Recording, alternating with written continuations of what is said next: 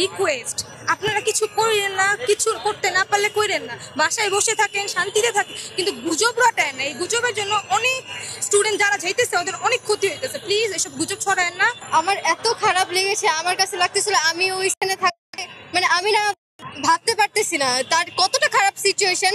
উনি একজন প্রেগনেন্ট ছিল, উনি প্রেগনেন্ট ওমেন, মানে তার কত খারাপ লাগতেছে, তার বাচ্চা ভেসে যাচ্ছে, মানে খুবই খারাপ অবস্থা। আমি যদি থাকতাম আমি অবশ্যই বাচ্চাটাকে বাঁচানোর ট্রাই করতাম ফার্স্টে, কারণ একটা মায়ের কাছে তার বাচ্চাই সব। আমি কিছু দেখতেছি ফেনীতে সবাই এক একজন গুজব ছড়াইতেছে, ডেড জোন হয়ে গেছে, এটা হয়ে গেছে, ওটা হয়ে গেছে।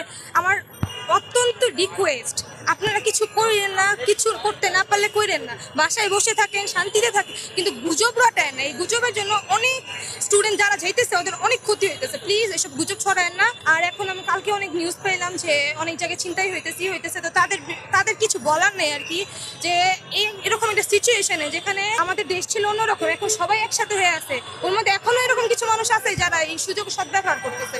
তো এগুলা একদমই প্রত্যাশা করার মতো না। আর এই গুজবটা প্লিজ কেউ ছড়ায়, যা ইনফরমেশন পাবেন সঠিক ইনফরমেশন দিবেন, ওইটাই যেহেতু আমাদের সাহায্যে লাগে, শুধু শুধু গুজব ছড়াবেন না। ধন্যবাদ। স্টুডেন্ট এরকম কিছু করবে না, কিন্তু তারপরও বলা যায় না কখন কি হয়। যাদের জন্য ত্রাণটা দেওয়া হচ্ছে ঠিক জায়গায় ত্রাণটা যাক।